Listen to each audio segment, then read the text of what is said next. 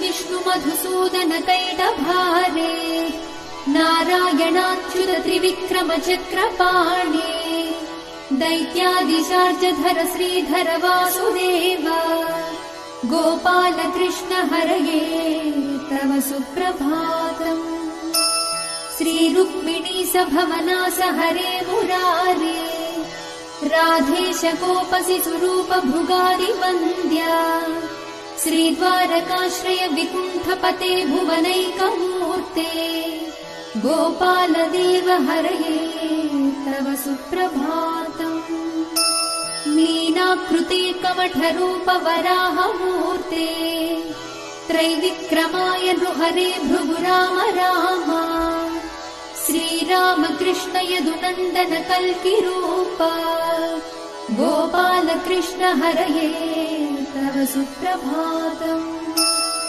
गोविन्द माधव मुकुन्द परात्परेश दामोदराब्जधर नन्दकधारि शौरी गोप गोपी जन संवृत दीनबन्धो गोपीजन प्रिय हरे तव सुप्रभातम्।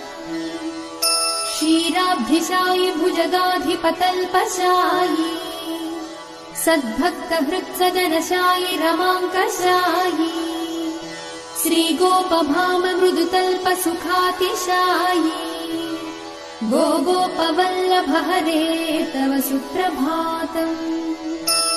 श्रीकश्यपात्रिसुकनारद गौतमादि ब्रह्मर्षि सङ्घमनि सन्तवद्वारदेशौ तिष्ठन्ति देव तव दर्शन भाग्य हेतोः गोपाल शेखर हरे तव सुप्रभातम्।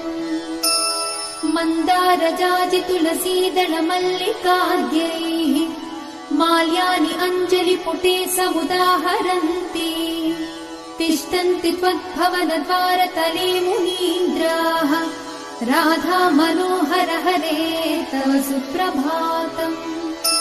वेदत्रयम् पठति गौतम कण्वमुख्याः गायन्ति सद्गुणगणौ वरदासवर्गाः संकीर्तयन्ति तव